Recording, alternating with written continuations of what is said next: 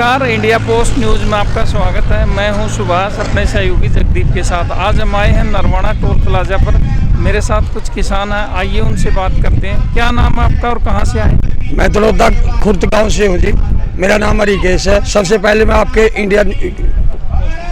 India post news को धन्यवाद देना चाहता हूं और इसके माध्यम से मोदी सरकार को बताना चाहता हूं कि ये जो 100 दिन से ऊपर हो गए लोग छत्ती बिरादरी वहाँ अपने हकों के लिए बैठे हैं, तो इसको जल्द वापस कर देना चाहिए। और प्रजा राजा प्रजा के लिए होता है, प्रजा राजा के लिए होती है, तो इनको रद्द करो, MSP पर गारंटी लागू करो और इनको घर भेज दो, इज्जत के साथ अपना राज करो बढ़िया। फसल की कटाई का सीजन भी है। हाँ जी, तो फसल की कटाई आंदोलन भी है, तो इसमें आप तालमेल कैसे बनाओगे? देखो जी, हमारा तालमेल बिल्कुल सिस्टम से बना रखा है। फसल भी काटेंगे, 10 आदमी जाएंगे, हमारे बुजुर्ग जाएंगे, नौजवान इधर आ जाएंगे, फिर अगले 10 आएंगे, उसकी फसल हम यहाँ अपने हमारी माता बहन काटेंगी, हमारे किसान मजदूर भाई काटेंगे। जय जवान, जय किसान, जय भारत, जय हिंद। मैं रविंद्र नैन गांव कालवन से हूँ और पिछले 1.5-2 महीने से यहाँ आ रहा हूँ और दिल्ली भी जा चुके हैं 2-4 बार। हाँ। लेकिन सरकार ने बिल्कुल बातचीत बंद कर दी है और इससे सरकार की मंशा स्पष्ट होती है कि वो किसानों को छकाना चाहती है कि किसान अपने आप उठ जाएं। इस पर आपकी क्या राय है? देखिए, सरकार यही सोच रही है कि किसानों का सब्र का बांध कब टूटेगा, और सब्र का बांध टूटता तो तब एक क्रांति होती है, और जब क्रांति होती है तो सरकार की कुर्सी हिल जाती है। तो हम तो देख रहे हैं कि सरकार कब तक हमारा सब्र का बांध का इम्तिहान लेती है। हम सरकार से ज़्यादा सब्र वाले हैं और ज़्यादा मेहनती हैं। हम तो साल भर फसल का इंतज़ार करते हैं। ये तो अभी बैठे हुए हमें 3 ही महीने हुए हैं, अभी तो 9 महीने और दूर है ना। हम तो पूरे 9 महीने क्या 2024 तक भी इंतज़ार कर सकते हैं, और 2024 के अंदर सरकार को उनके औकात दिखा देंगे, क्योंकि सरकार की फसल वोट होती है। उस टाइम पे इनकी फसल हम काटेंगे, और उस समय जब फसल काटेंगे ना, जब इन्होंने घुटनों के नीचे लेके आएंगे हम। ठीक, आज ये हमें ऐसा सोच रहे हैं, उस टाइम पे इन वाली फसल को हम तबाह कर दे, बंजर बना देंगे इनकी ज़मीन, बीजेपी और जेजेपी की। 2024 तक की आपकी पूरी तैयारी है? फुल प्लानिंग है जी। लेकिन मैं आपको एक बात और कहता हूँ, शायद 2024 से पहले हम ये जंग जीत जाएं। 2 मई को पश्चिम बंगाल और 5 स्टेटों के रिजल्ट आएगा। अगर 2 मई को इलेक्शन में बीजेपी के सुपड़ा साफ हो जाता है तो हम 10 मई तक ही जीत जाएंगे ये जंग। इतना लंबा बैठने का हमें नौबत नहीं आएगी।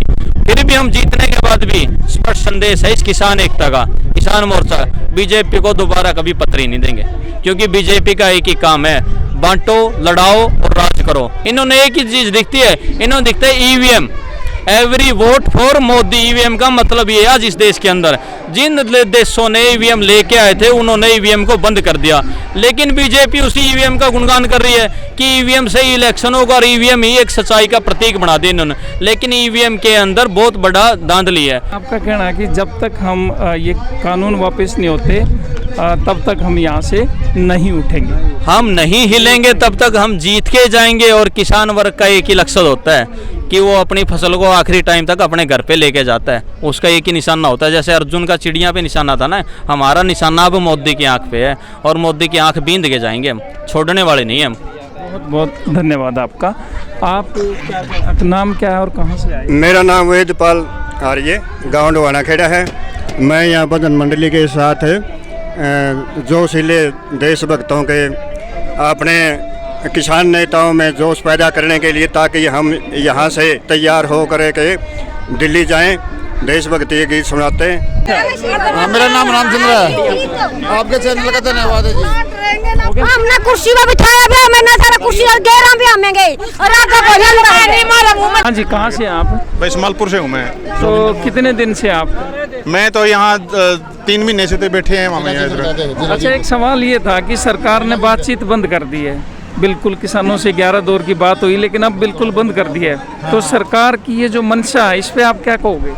सरकार की मंशा तो जब से सरकार आई है नहीं, इसने इतने गंदे कानून बनाए हैं। वो तो इसने ये सोचा भाई ये लोग वो कानून मतलब दबवा दिए, तो ये जो कानून ये बनाया है जमींदार के लिए, मतलब दमन का और गुलामी का, ये गुलामी का कानून बनाया है। तो आज भारत का किसान है नहीं जाग चुका है, वो पुरानी बात नहीं रही जो मतलब सरकारें मतलब दमन कर दी। तो आज भारत का किसान बहुत मतलब बुद्धिजीवी है, बालक भी आगे बहुत पढ़े लिखे और बाहर भी जा रहे हैं। और बड़ी अच्छे मतलब ढंग है तो हर एक बात ने समझने लग गए।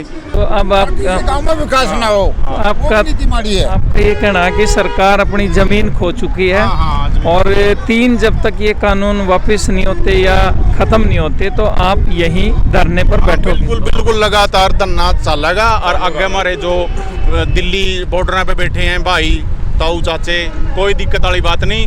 हमने एक ईसा सर्कुलर बना लिया भाई जुकर ले अपने फसल कटेगी आगे तो पूरे मतलब अपने भाई पूरे संभालेंगे, कुछ छोड़े जाएंगे।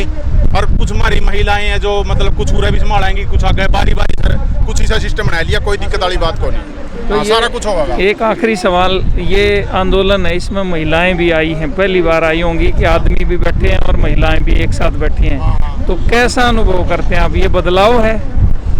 देखो आज बच्चा की मतलब जो है नहीं बदलाव तो है ही है। जो पढ़े लिखे बालक हैं समझे हैं सारे एक बात ने, सारी जो अपने लेडीज हैं सारी समझे हैं। आदमी भी अब पहला ये बाहर निकल जे करती जुकर ले अपना बाहर शहरा में या कोई और मतलब महिलाएं चली जाए करती तो आदमी ने उस टाइम ले थोड़ा खोप हो करता भाई मतलब जनानियों को बाहर निकालना एक अच्छी बात नहीं समझे करते। अब तो पढ़ी लिखी जनानी है, पढ़े लिखे बालक हैं, पढ़े लिखे लोग, जागृति आएगी तो वह बात तो रही नहीं। तो बहुत बढ़िया है, मैं तो बड़ी खुशी की बात है महिलाएं आगे आएगा बहुत अपना मोर्चा समझ रही है। जो आप पैदा करा खेता में जो अनाज पैदा किया जाता है उसके संबंध बदलते हैं और बदलते रहेंगे। पहले अपने जितने साथी बैठे हैं ये अपनी जमीन आधे पे देने वाले थे, बटाई पे देते थे ना आधे पे, लेकिन उसके बाद वादा शुरू हुआ, अब ठेके पे दे वहां ना। और ठेके के बाद क्या लेके आवे सरकार? Contract farming. इसलिए साथियों हिंदुस्तान में केवल अधिक वो खेती करते हैं जिनके पास अपनी जमीन नहीं है और वह है 100 में से 53। हिंदुस्तान में से 100 में से 53 लोग वो खेती करते हैं जिनके पास अपनी जमीनें नहीं है। नरवाना टोल प्लाजा से मैं सुभाष, इंडिया पोस्ट के लिए अपने सहयोगी जगदीप के साथ।